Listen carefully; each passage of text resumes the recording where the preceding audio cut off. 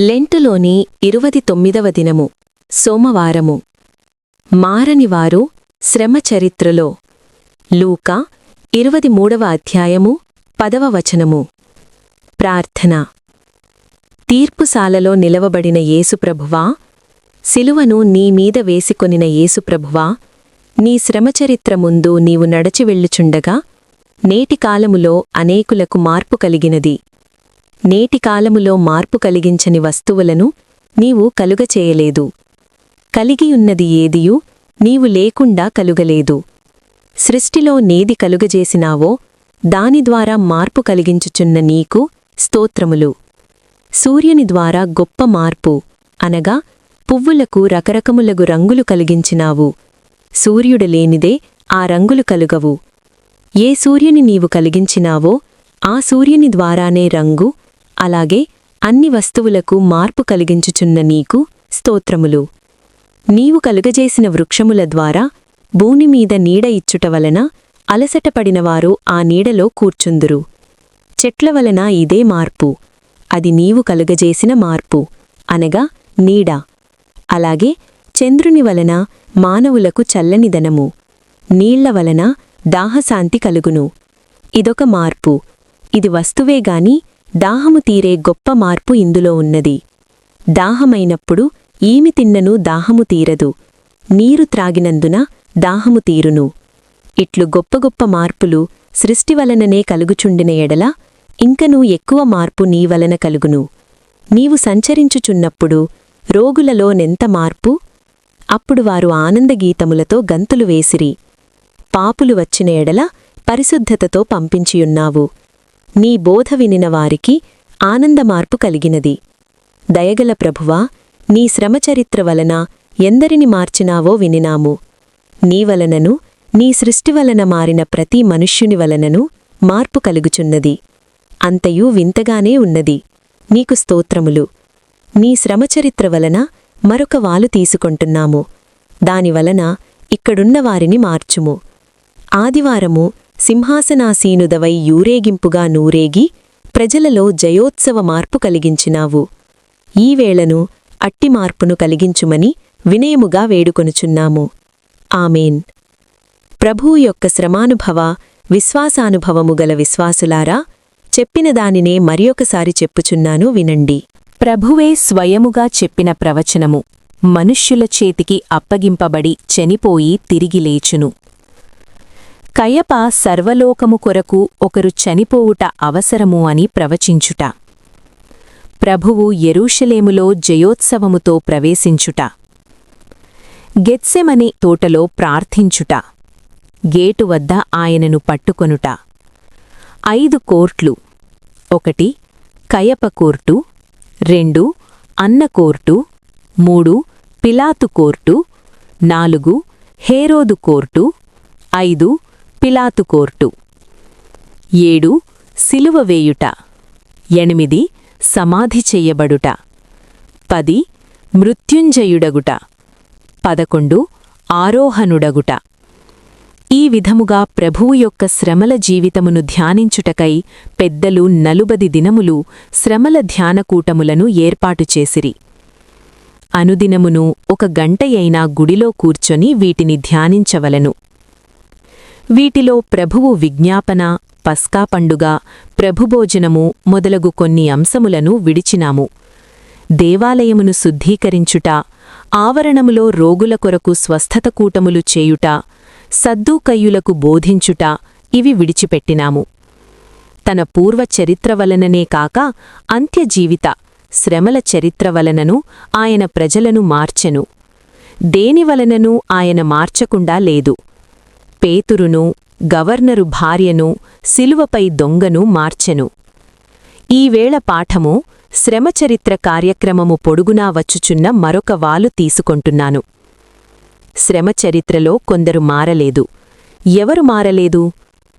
మారని వారి దుస్థితి. 1 ఇస్కరియోతు యూదా. 12 మంది ప్రభువు శిష్యులకు ప్రజలిచ్చిన బిరుదు.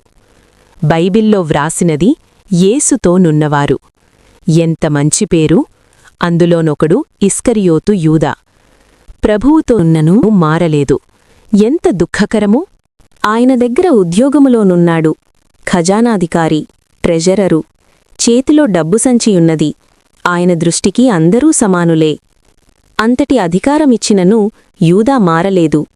1 ప్రభువుతోనున్నవాడు, 2 ఉద్యోగి, 3 12 గంపలలో 1 యూదా పంచిపెట్టెను, అనగా పరిచారకుడే గాని మారలేదు. 4 ప్రభువు 12 మందిని జతలు జతలుగా బోధ కొరకు పంపించెను, బోధించిన వారిలోనొకడు, అయినను మారలేదు. 5 యేసుప్రభువు యొక్క బోధలన్నీ వినిన గొప్ప వేదాంత విద్యార్థి, అనగా బైబిలు తరగతిలోనున్నను మారలేదు. 6 అద్భుతాల సాక్షి, అనగా ప్రభువు అద్భుతములను చేయుచుండగా చూచెను. ఉదాహరణ, చనిపోయిన వారిని లేపుట, 5 రొట్టెలను 2 చేపలను 5,000 మంది ప్రజలకు పంచిపెట్టుట, తుఫానును గద్దించుట, స్వస్థపర్చుట మొదలగునవెన్నో అద్భుతములను చూచినను అద్భుత సాక్షిగా మారలేదు. 7 మార్పు చెందిన వారిని చూచినను మారనివాడు, మగ్దలేని మరియ మార్పు చెందగా చూచియున్నాడుగాని తాను మారలేదు. ఎంత విచారకరమైన సంగతి! 8 యూదా గోత్రము. యూదా అనగా కీర్తి, స్తుతి కలిగిన గోత్రము. ఈ యూదా కీర్తి పొందవలసినదిగాని తాను మారలేదు, కీర్తి పొందలేదు. యేసుప్రభువు 12 గోత్రములలో ఒకటైన యూదా గోత్రములో పుట్టెను. ప్రభువు ఎవరి గోత్రములో జన్మించినాడని ఎవరైనా ప్రశ్నించిన ఎడల నా గోత్రములోనే అని యూదా అనును. ఆ గోత్రీకుడైన యూదా కాది యూదా, ఆ పేరు పెట్టుకున్నవాడు. ఆ యూదా వంశకర్త యూదా. ఈ యూదా అప్పగించినవాడు. ఎంత విచారం! కొందరు ప్రభువును కోరలేదు, చేరలేదు, చూడలేదు. ఈ యూదా ఈ మూడింటినీ కలిగినవాడేగాని మారలేదు. మనలో ఎంతమంది యూదాలున్నారు? ఎందరు మారనివారున్నారు? ఎన్ని బోధలు వినినను, ఎన్ని మీటింగులకు వెళ్ళిననూ మారనివారెందరో ఉన్నారు. ఆయా సభలలో మారిన అనుభవ సాక్ష్యములు వినిననూ మారనివారున్నారు. ప్రియులారా, ప్రభువును కోరండి, చేరండి, మారండి. నేనీ శ్రమకాల ధ్యానముల వలన మారిపోయానని సాక్ష్యము చెప్పగలవారు ఎంతమంది ఉన్నారు? అన్ని స్థలములలో మారనివారుందురు. అలాగే శిష్యులలో నొకడైయున్న ఇస్కరియోతు యూదా మారలేదు.